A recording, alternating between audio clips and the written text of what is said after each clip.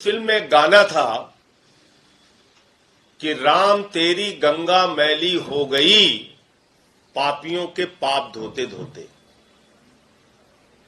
और आज वही गाना भारत के प्रधानमंत्री आदरणीय नरेंद्र मोदी जी के ऊपर बिल्कुल फिट बैठता है कि मोदी तेरी भाजपा मैली हो गई पापियों के पाप धोते धोते। 2014 से जब से आदरणीय नरेंद्र मोदी जी भारत के प्रधानमंत्री बने हैं, इतना पाप धुला, इतना पाप धुला, इतने गुनाह धुले, इतने अत्याचार धुले कि ये लाइन उनके ऊपर बिल्कुल ठीक बैठती है। मोदी तेरी भाजपा मैली हो गई पापियों के पाप धोते धोते। और किस चीज से पाप धो रहे हैं? ऋण वाले भी परेशान हैं, टाइड वाले भी परेशान हैं, और घड़ी वॉशिंग पाउडर जो है उसका प्रचार भी चुरा लिया मोदी जी ने। घड़ी का प्रचार क्या है? पहले इस्तेमाल करो फिर विश्वास करो। मोदी जी भी ये कह रहे हैं कि पहले इस्तेमाल करो फिर विश्वास करो, और ये वॉशिंग पाउडर है मोदी वॉशिंग पाउडर। और कितने शानदार तरीके से वो मोदी वॉशिंग पाउडर काम कर रहा है, एक एक करके आपको बताऊंगा। एक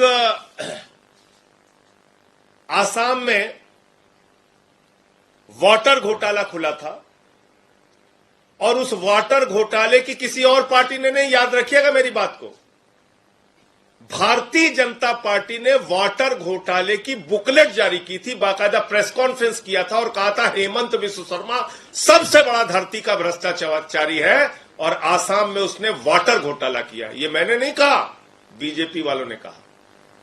और उसी हेमंत बिस्व शर्मा को, जिसके ऊपर ईडी और सीबीआई की जांच चल रही थी, उसको आसाम का मुख्यमंत्री बना दिया। दूसरा नाम आता है शुभेंदु अधिकारी का। 2017 में इसके ऊपर ईडी सीबीआई की जांच शुरू हुई, और इसको शारदा नारदा स्कैम में घोटालेबाज बताया। किसने? बीजेपी वालों ने, कोई दूसरी पार्टी वालों ने नहीं, बीजेपी वालों ने। और इसको अपनी पार्टी में शामिल कर लिया 2020 के अंदर, और इसको लीडर ऑफ अपोजिशन बंगाल के अंदर बना दिया। तीसरा नाम आता है येदुरप्पा का। येदुरप्पा के ऊपर हजारों करोड़ का माइनिंग घोटाला, रेड्डी ब्रदर्स पे घोटाला, और उस व्यक्ति को कर्नाटक का मुख्यमंत्री बना दिया। चौथा नाम आता है शिवराज सिंह का। उनके ऊपर व्यापम का घोटाला, बच्चों की नौकरी में घपलेबाजी करने का घोटाला, और उनको मध्य प्रदेश का मुख्यमंत्री बना दिया। पांचवा नाम आता है मुकुल राय का। नारदा स्कैम, शारदा स्कैम में इनके ऊपर ईडी सीबीआई की जांच चलती है, भारतीय जनता पार्टी में आते हैं, मोदी वॉशिंग पाउडर से धुले जाते हैं, और सारी जांच खत्म हो जाती है। छठवां नाम आता है नारायण राणे का, जिनके ऊपर लैंड स्कैम का आरोप लगता है, जमीन घोटाले का आरोप लगता है। और याद रखिएगा, मैं कोई घोटाला अपनी तरफ से नहीं बोल रहा हूं, भारतीय जनता पार्टी ने ये सारे घोटाले लगाए, और ईडी की जांच चली, और इनकी पार्टी में आ गया, बीजेपी में शामिल हो गया, तो केंद्र में मंत्री है। सातवां नाम आता है प्रेमा खांडू का। प्रेमा खांडू के ऊपर भी भ्रष्टाचार के मामले में ईडी की जांच चली, सीबीआई की जांच चली, और क्रिमिनल कॉन्स्पिरेसी, करप्शन और क्रिमिनल कॉन्स्पिरेसी की जांच चली प्रेमा खांडू पर, और पूरी की पूरी सरकार लेके भारतीय जनता पार्टी में शामिल हो गए। फिर एक नाम आता है जय पंडा का। जय पंडा के ऊपर 2019 में पीएमएलए और फेमा के तहत भ्रष्टाचार के मामले लगते हैं। ईडी की जांच चलती है और उसके बाद भारतीय जनता पार्टी में शामिल हो जाते हैं। फिर एक नाम आता है पुरुषोत्तम साबरिया, यह गुजरात के नेता है और पुरुषोत्तम साबरिया पर भारतीय जनता पार्टी ने इरिगेशन घोटाले का आरोप लगाया था, बीजेपी में चले जाते हैं। हसन मुशरिफ का तो कहना ही क्या है। अभी कुछ दिन पहले ईडी की जांच चल रही थी, ईडी के छापे पड़ रहे थे हसन मुशरिफ पे, और इनका एक नेता है बेचारा किरीट सुमैया। वो किरीट सुमैया जोर जोर से एकदम चिल्ला चिल्ला के कहता था मुशरिफ को गिरफ्तार करो, मुशरिफ को अंदर डालो, मुशरिफ ने 100 करोड़ का घोटाला किया है। उसी हसन मुशरिफ को कल कैबिनेट मंत्री की परसों शपथ दिला दी गई। एक नाम आता है छगन भुजबल का, महाराष्ट्र सदन घोटाला, और छगन भुजबल को कैबिनेट का मंत्री बना दिया जाता है। एक नाम आता है अजीत पवार का, जो इस समय सबसे चर्चित नाम है, जिसका जिक्र 3 दिन पहले रैली में भोपाल में प्रधानमंत्री जी ने किया। और भारत के प्रधानमंत्री आदरणीय नरेंद्र मोदी जी ने क्या कहा, वो आप सभी पत्रकार बंधुओं को जरूर सुनना चाहिए, पूरे देश को सुनना चाहिए, और भारतीय जनता पार्टी की असलियत पूरे देश के सामने आनी जरूरी है। एनसीपी पर भी करीब 70,000 करोड़ रुपए के घोटालों का आरोप है। महाराष्ट्र स्टेट कोऑपरेटिव बैंक घोटाला, महाराष्ट्र सिंचाई घोटाला, अवैध खनन घोटाला, इनकी लिस्ट भी बहुत लंबी है। ये 3 दिन पहले भारत के प्रधानमंत्री ने 70,000 करोड़ का घोटाला पकड़ा था। किसका? अजीत पवार का, एनसीपी नेताओं का। अजीत पवार पर सिंचाई घोटाला, कोऑपरेटिव बैंक घोटाला, तमाम घोटाले का आरोप भारत के प्रधानमंत्री ने लगाया, और उसी व्यक्ति को 3 दिन के बाद महाराष्ट्र के अंदर उप मुख्यमंत्री बनाने का काम किया। एक नाम आता है भावना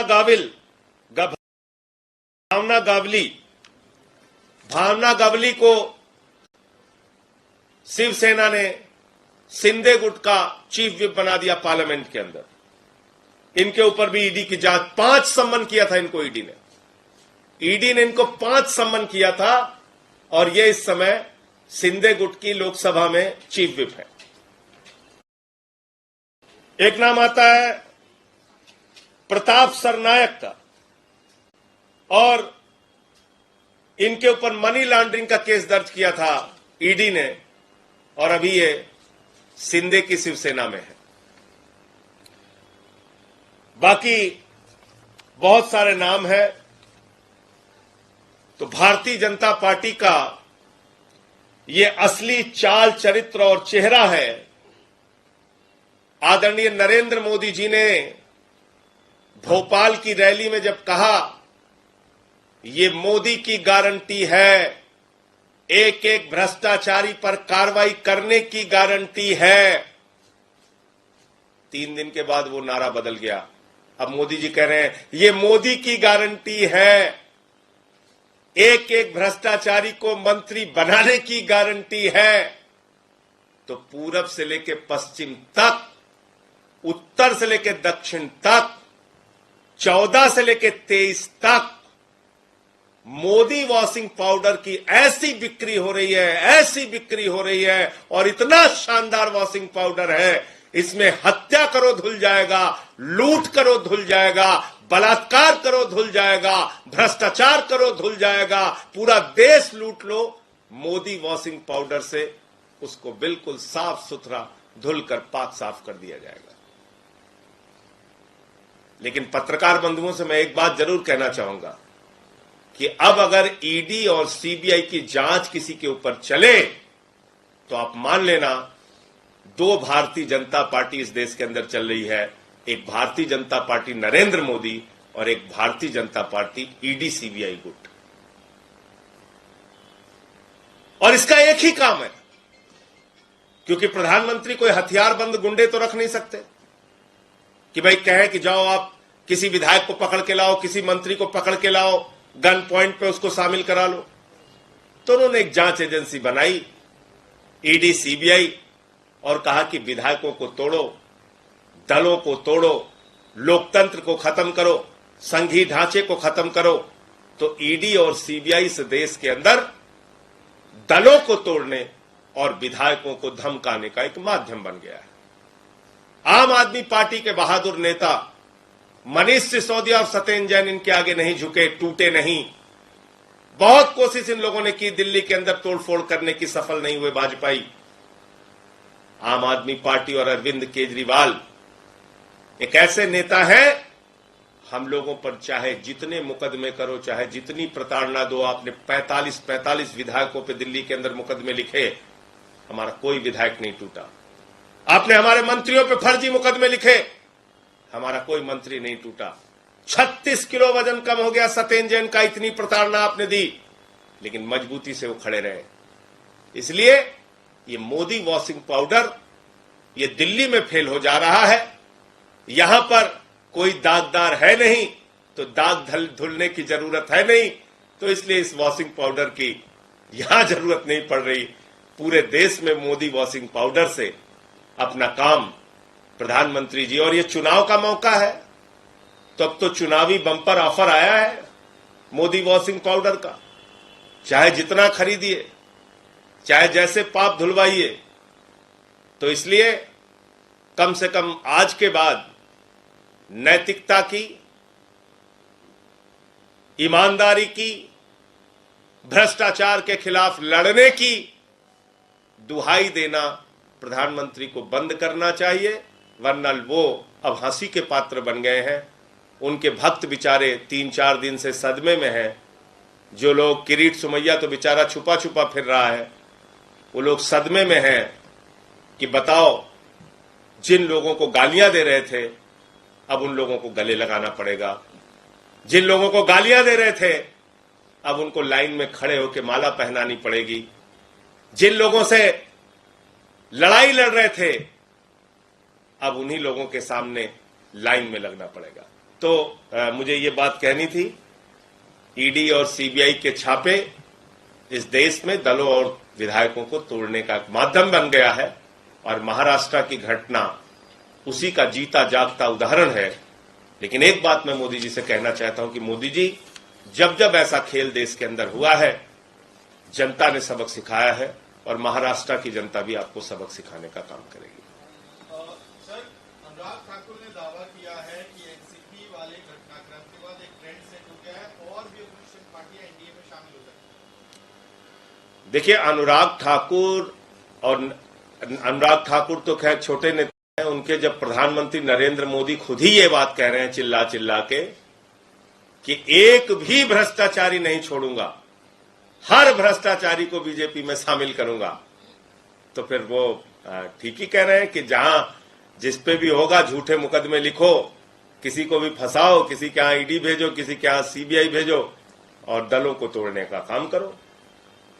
लेकिन जब आप दलों को तोड़ते हैं तो जनता का दिल टूटता है, और जब दिल टूटता है तो मौके पर आपको अपने वोट की ताकत से जवाब देती है। लोकतंत्र में मालिक तो जनता है, वो जवाब देगी आपको।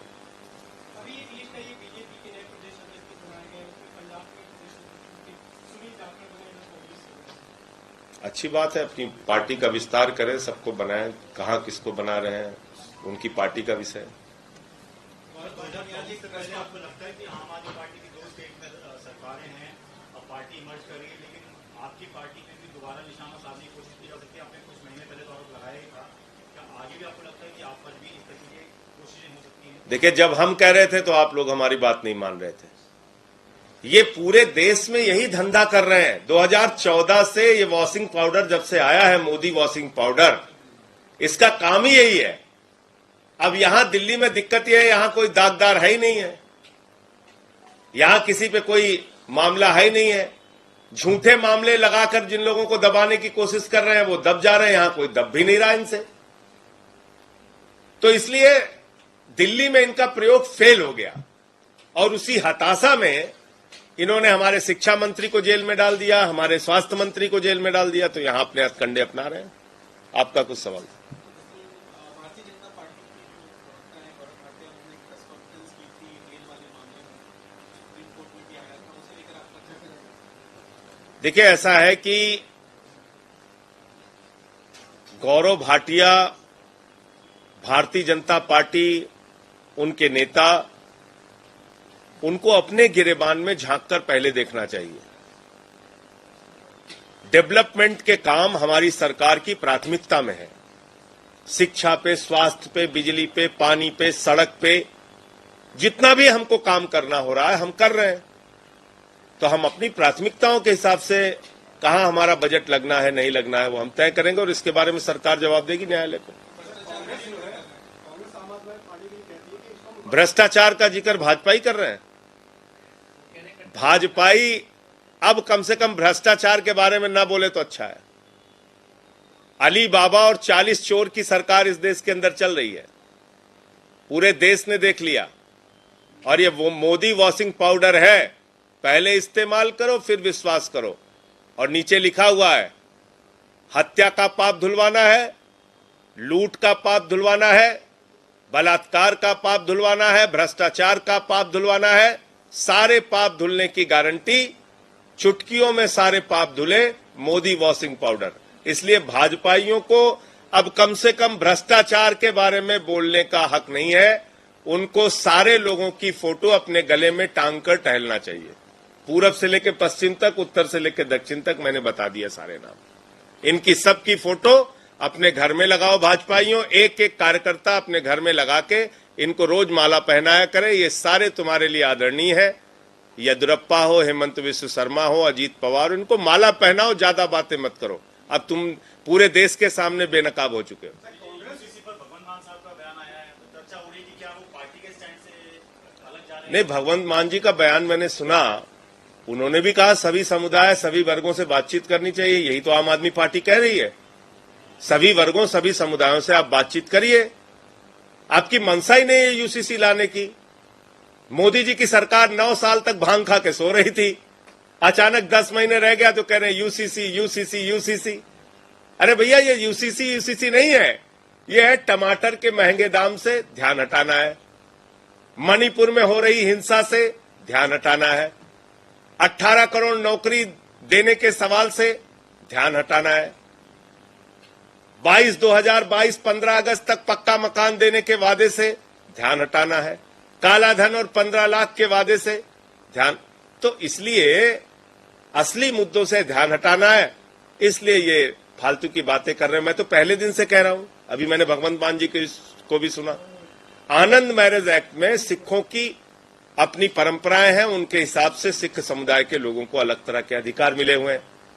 इसी प्रकार से जैन धर्म के अपने कुछ कानून हैं, इसी प्रकार से बौद्ध धर्म के लोगों के अपने कुछ कानून हैं, इसी प्रकार से देश के करोड़ों आदिवासियों के अपने रीति रिवाज और जमीन से संबंधित कानून हैं।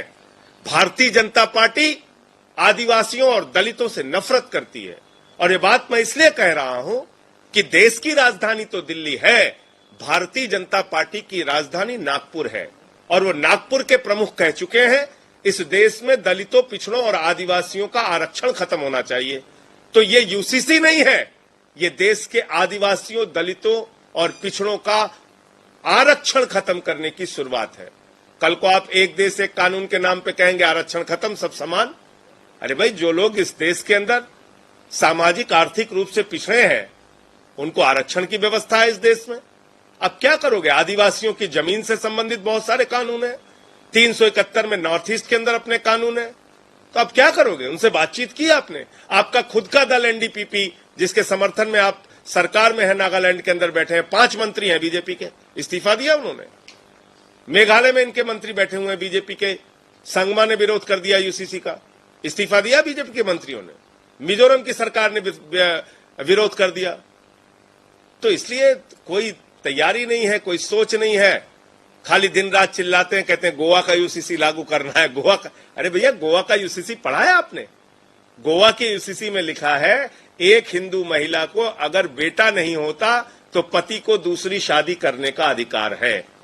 भाजपाइयों के मन में इसीलिए लड्डू फूट रहा है, कह रहे हैं दूसरी शादी करेंगे।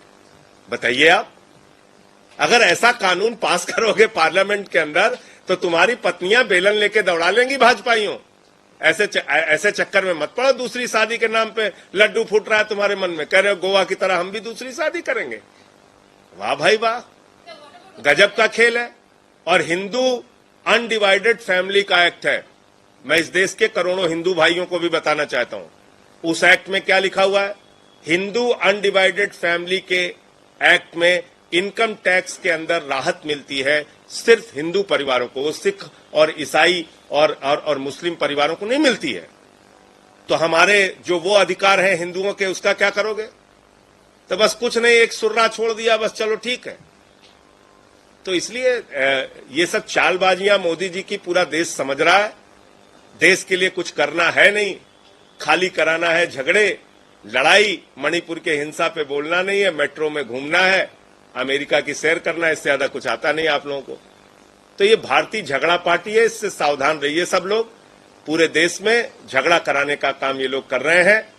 हिंदू का मुसलमान से झगड़ा, हिंदू का सिख से झगड़ा, हिंदू का ईसाई से झगड़ा, फिर हिंदू का हिंदू से झगड़ा, जाट का गैर जाट से झगड़ा, मराठा का गैर मराठा से झगड़ा, किसान का पुलिस के जवान से झगड़ा, पहलवान का पुलिस के जवान से झगड़ा। ये भारतीय झगड़ा पार्टी है, इससे सावधान हो जाइए।